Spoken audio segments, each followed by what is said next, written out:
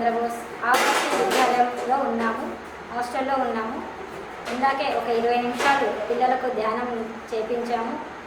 10 నిమిషాలు ధ్యానం గురించి అవగాహన ఇవ్వడం జరిగింది. ప్రతిరోజు పిల్లలు ధ్యానం చేస్తున్నారు 10 నిమిషాలు.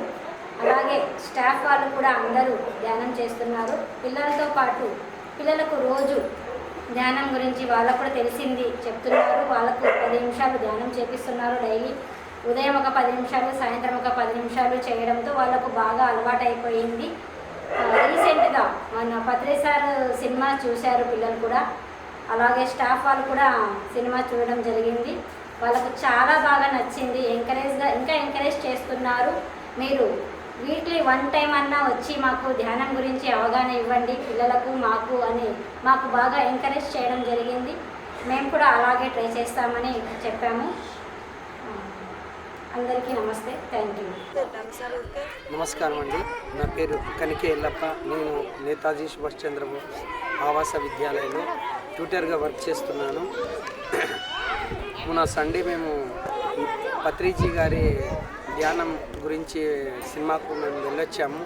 నేను కాకుండా అలాగే మా యొక్క సార్ గారు రుద్ర, అలాగే కొంతమంది 10th క్లాస్ పిల్లలు, 9th క్లాస్ పిల్లలతో సహా మేము వీక్షించాము. బాగా అంటే మెడిటేషన్ గురించి రోజు మనం దాదాపు మన జీవితంలో మనము ఫోన్ల గురించి ఇంకా వేరే ఇతర అనవసర విషయాల గురించి మనం టైంని వృధా చేస్తాము. బట్ ధ్యానం కోసం కొద్దిసేపు అయినా మనం కేటాయిస్తే మనలో ఉండే టెన్షను, అలాగే మన పైన మనకు కాన్ఫిడెన్స్, ఈ లెవెల్స్ అన్నీ పెరుగుతాయి. అలాగే పర్సనాలిటీ డెవలప్మెంట్ కూడా మనం అంటే స్వతహాగా మనం ఇంప్రూవ్మెంట్ చేసుకుంటాము.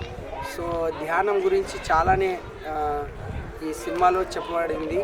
ఒక్కొక్కరు వాళ్ళ అంటే ఆ యొక్క ప్రతి ఊర్లో కూడా మనం మొదటగా కర్నూలు, తర్వాత గుంతకల్లు, అలాగే అనంతపూర్ దగ్గర ఉరవకొండ, సో ఇట్లా విజయవాడ, విశాఖపట్నం, ఇట్లా అంచులుగా ఎదుక్కుంటూ వెళ్ళారనమాట. అలాగే మన ధ్యాన మందిరం ఆదోన్లో ధ్యాన మందిరం గురించి కూడా చెప్పబడ్డారు, ఎస్కేడి కాలనీలో ఉండే ధ్యాన మందిరం గురించి. సో మనం వీలైనంత వరకు కొద్దిగా రోజుకు ఒక 20 నిమిషాలు కానీ హాఫ్ అన్ అవర్ కానీ మనం ధ్యానానికి కేటాయిస్తే మన యొక్క ఉండే సమస్యలు మనం సాల్వ్ చేసుకుంటాము. అలాగే మన యొక్క ఎబిలిటీ అనేది మనం పెంచుకుంటాము.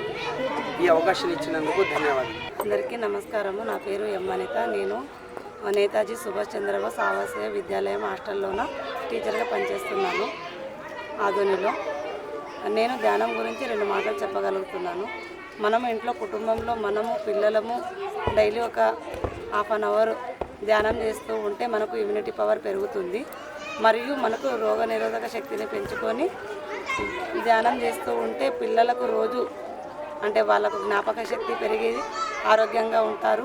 మరియు వాళ్లకు రోజువారీగా టీచర్స్ ఏం చెప్తున్నారు అనేది కూడా పిల్లలు ధ్యానంలోనూ అన్నీ చూసుకోగలరు. ధ్యానం చేస్తే మన శరీరానికి మంచి శక్తి వస్తుంది. నమస్తే, నా పేరు రుద్ర. నా ఎడ్యుకేషన్ వచ్చేసి ఇంటర్. నేను చిన్న హాస్టల్ నేతాజీ సుభాష్ చంద్రబోస్ అనే పాఠశాలలో ట్యూషన్ దగ్గరికి వస్తాను చిన్నపిల్లలకి బేసిక్. మొన్న జరిగిన సంఘటన పత్రిజీ సినిమా అని ఒక మూవీ చూసినాము. అందులో వచ్చేసి ధ్యానం చేస్తే పీస్ఫుల్ మైండ్ అనమాట.